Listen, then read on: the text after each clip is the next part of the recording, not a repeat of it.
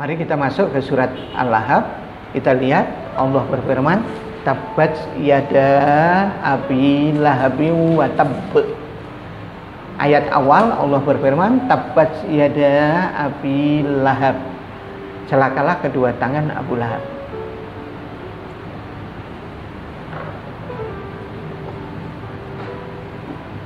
Orang itu dalam kehidupannya ada yang membantu dari sisi kanan dan sisi kiri.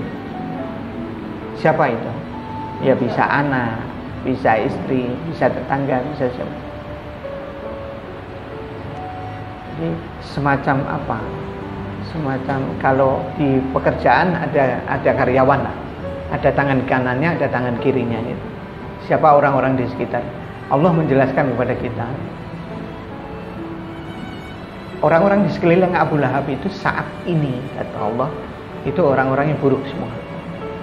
Maka watabba, maka Abu Lahab itu juga orang yang buruk.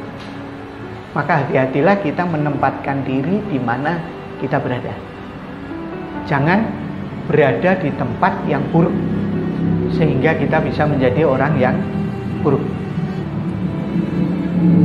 Air itu kalau menggenang, dia merusak diri sendiri dan lingkungannya juga rusak. Mari kita bantu diri sendiri. Jangan sampai kita diam sehingga merusak diri dan lingkungan. Jangan sampai juga kita bersama orang yang diam, merusak diri juga, lingkungan kita juga kena. Ayat berikutnya, ma aghna anhu maluhu ma aghna anhu. Bukan hanya lingkungan yang menjadikan Abu Lahab buruk, juga buruk. Hartanya juga tidak akan dia bisa membantu untuk dia. Jadi Abu Lahab itu pribadi yang buruk, lingkungannya buruk sehingga tidak bisa membantu dia. Termasuk hartanya juga tidak akan membuat dia terbantu untuk menjadi baik. Wa ma kasaba, termasuk pekerjaannya. Pekerjaan yang dia lakukan itu tidak akan membuat dia ingat kepada Allah, tidak membuat dia sadar kepada Allah. Hartanya juga tidak membuat dia sadar kepada Allah. Dirinya itu, apa yang dia miliki tidak akan membuat dia sadar. Lingkungannya juga tidak bisa membuat dia sadar, karena dia menempatkan dirinya di tempat yang buruk. Pada ayat berikutnya Allah berfirman, sayasla naron dzatal lahab. Allah sedikit nyindir Abu Lahab itu mendapatkan masuk dalam neraka yang zata, mempunyai lahab, mempunyai lidah api. Dia masih hidup tapi sudah dicap di neraka. Wa mra'atuhu, termasuk istrinya. Kita kalau membaca ayat ini, mari kita berdoa untuk diri kita dan lingkungan kita, keluarga kita. Ya Allah, jangan sampai diri saya, keluarga saya, lingkungan saya, teman-teman saya menjadi pribadi seperti Abu Lahab. Secara sederhana kita bisa melihat orang dalam hidup itu seperti Umar bin Khattab. Seperti Umar bin Khattab. Lingkungan mengajak dia untuk masuk Islam. Beliau tidak seperti Abu Bakar. Abu Bakar dari awal itu sudah bersahabat dengan Rasulullah. Abu Bakar itu sejak awal sudah bersahabat dengan Rasulullah. Dia baik, Rasulullah juga baik. Begitu Rasulullah memberikan dakwahnya kepada Abu Bakar, Abu Bakar langsung terima. Ketika dakwah itu sampai ke Umar, Umar sama dengan orang-orang Mekah pada umumnya, menentang. Baru kemudian beberapa waktu kemudian ada lingkungannya yang membuat dia jadi baik. Dalam sejarah disebutkan adiknya yang membuat dia baik. Jadi walaupun kesadarannya Umar terlambat beberapa lama lah, tapi beliau tetap sadar. Mari bedakan dengan Firaun. Kita bisa baca sejarahnya Nabi Musa.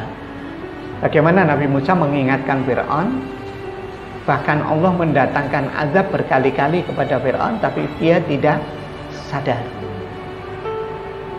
Apa yang ada di surat 10 ayat 92? 91. Oh, maaf, 91. Surat 90 ayat surat 10 ayat 91. Apa yang tercantum di situ? Mengapa baru sekarang? Ya. Ketika Allah membantu orang-orang Bani Israel nyebrang sungai, nyebrang Laut Merah itu, kemudian tentaranya Firaun mengejar, kemudian tentaranya Firaun dan Firaun ditenggelamkan oleh Allah. Kemudian Firaun mengatakan apa? Dia mengatakan, baru ketika dia mau meninggal, Firaun mengatakan tidak ada Tuhan kecuali Tuhannya Bani Israel. Dia mengucapkan la ilaha illallah. La ilaha illallah. Ya. Tidak ada Tuhan kecuali Tuhannya Bani Israel. Tuhannya Bani Israel siapa? Allah. Jadi ucapannya, konotasinya ke arah la ilaha illallah. Dia meninggal dalam posisi mengucapkan la ilaha illallah. Apa kata Allah kepada dia? Al-ana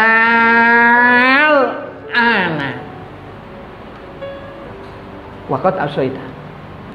Baru sekarang kamu mengucapkan la ilaha illallah. Baru sadar. Kemarin-kemarin kamu kemana? Kemarin-kemarin kenapa asaita? Kenapa kamu maksiat? Jadi Firaun menggunakan kesempatan beberapa detik sebelum meninggal mengucapkan la ilaha illallah. Tidak ada pengaruhnya sama sekali. Nah, sekarang Abu Lahab.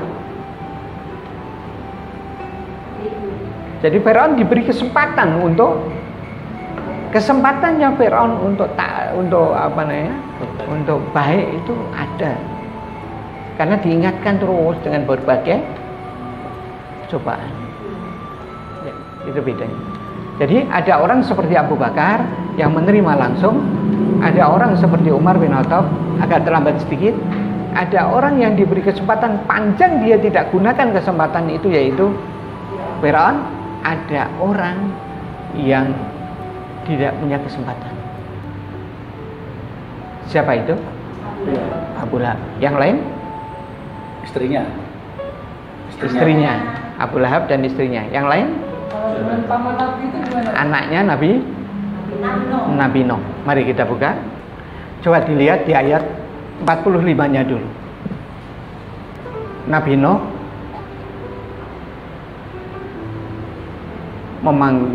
berdoa, memanggil Allah, menyeru Allah, ya Tuhanku, sesungguhnya anakku termasuk keluargaku.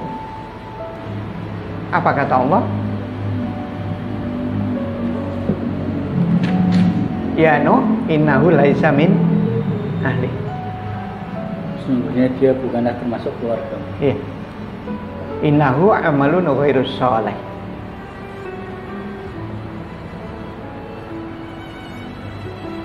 Ya, kita mundur sedikit. Ayat 42.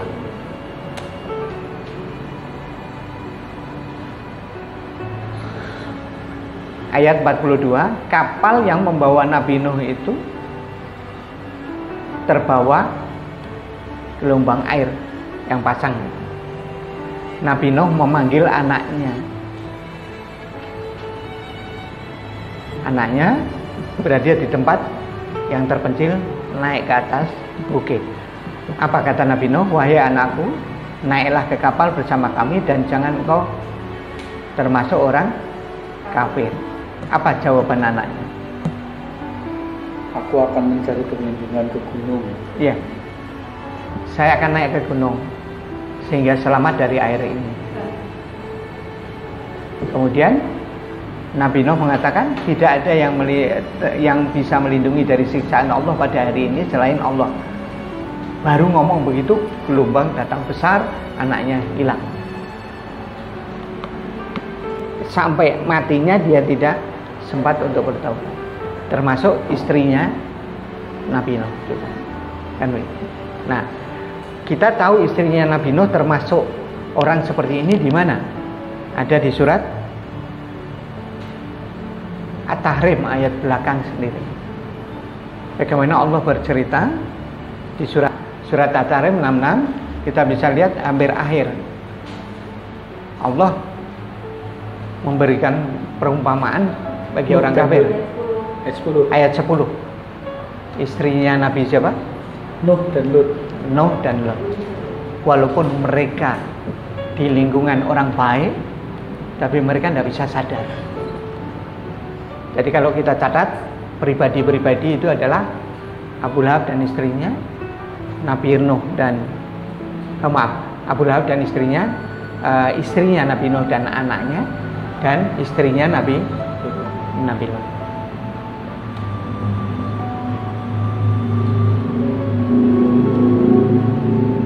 Mari kita renungkan, jangan sampai cerita-cerita ini tidak membuat kita sadar.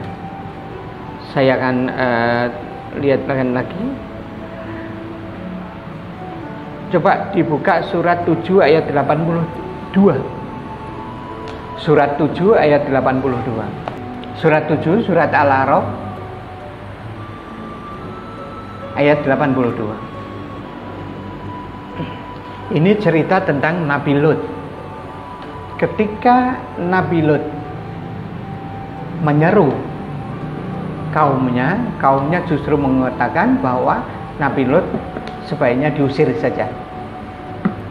Antar kaumnya mengatakan sendiri, lebih baik Nabi Lut diusir dari negeri ini.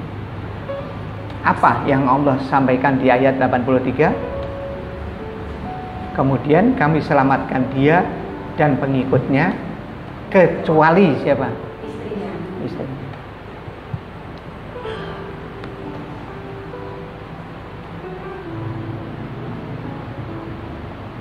Jadi mari timbulkan keprihatinan kita terhadap orang-orang seperti ini.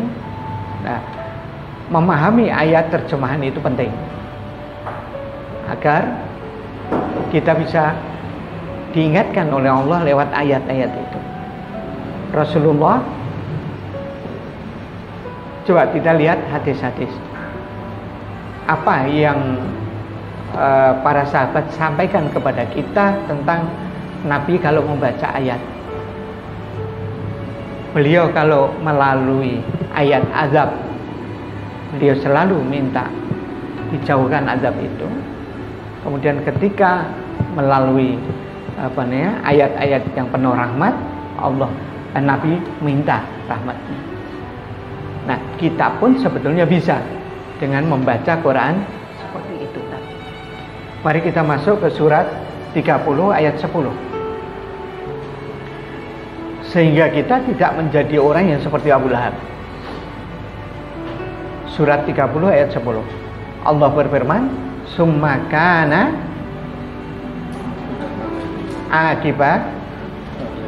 akibatal ladina asa'ussu'a." Su'a itu perbuatan buruk yang buruk, sangat buruk. Orang yang orang yang berbuat buruk itu akibatnya apa? Dia akan menerima dia akan menerima keburukan yang lebih tinggi lagi. Bukan azabnya. Bukan azab. Tidak semua orang berbuat buruk mesti kena azab. Karena apa? Dia keburu minta ampun sehingga Allah tidak mengadabkan begitu. Inilah yang namanya jiwa. Inilah gambaran tentang jiwa yang dibuat oleh Allah. Jangan main-main. Jangan main-main dengan jiwa yang dibuat oleh Allah. Dasarnya adalah surat 91 ayat 7. Dasarnya adalah surat 91 ayat 7. Ini prinsip hidup, bahwa Allah membuat jiwa itu menuju ke perkembangan, menuju kesempurnaan, menuju dia sawa, dia berkembang. Hanya Allah beritahukan ke kita perkembangan berikutnya ke arah mana. Di ayat 8 itu, fa'alhamaha fujuraha wa taqwaha. Semua jiwa itu akan menerima semacam inspirasi untuk berbuat buruk dan berbuat baik. Semuanya, semua manusia, semua jiwa manusia itu akan muncul inspirasi dari mata yang dia pergunakan untuk melihat, pendengaran, hati yang dia merasa. Nanti akan ada inspirasi untuk berbuat baik atau buruk, itu pasti. Ayat berikutnya, qad aflaha man zakkaha. Beruntunglah orang yang mendapatkan, memperoleh, memasukkan inspirasi yang baik dalam dirinya sehingga dia mengambil ketakwaan. Buruklah orang yang mengotori jiwanya. Ini sederhana ayat ini, bahwa jiwa itu berkembang ke arah buruk dan ke arah baik. Mau pilih yang mana? Silahkan. Nah, kemudian di surat 30 ayat 10 Allah jelaskan, kalau kamu berbuat buruk, maka kamu akan mendapatkan inspirasi lebih buruk lagi.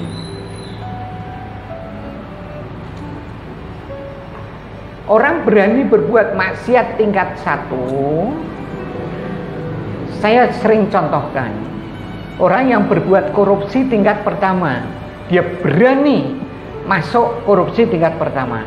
Tadinya dia tidak berani korupsi, karena kepepet dia diberitahu teman, caranya ngambil uang perusahaan negara itu kayak ginilah.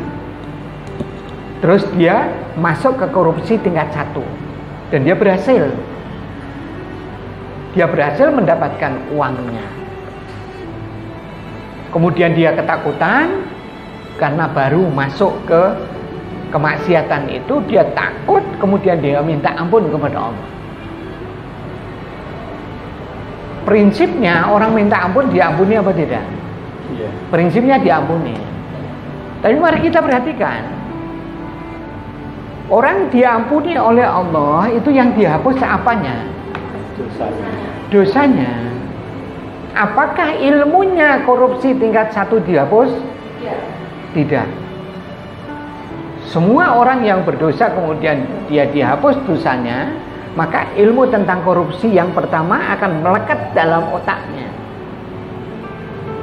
Kemudian nanti ketika keimanannya drop, dia diiming-imingi untuk korupsi lagi, dia berani melakukan korupsi. Beranikah dia melakukan korupsi tingkat 1?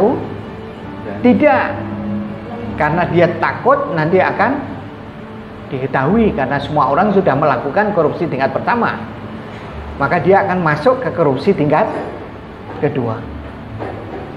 Ketika di korupsi tingkat 2 dia minta ampun kepada Allah, pasti Allah ampuni.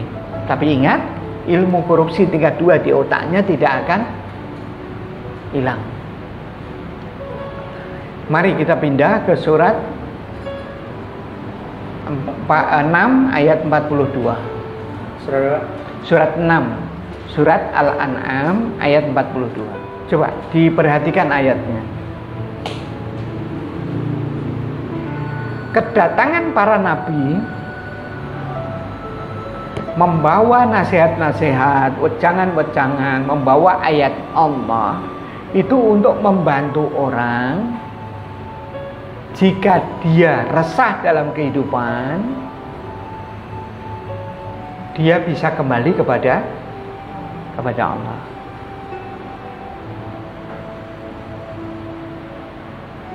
Pada ayat berikutnya Allah berfirman, sayangnya banyak orang yang terlibat kesulitan hidup ketika diingatkan dengan ayat supaya kembali kepada Allah, qasat qulubuhum, hatinya keras, dia merasa mengikuti aturan Allah, tidak sadet-sadet masalahnya selesai.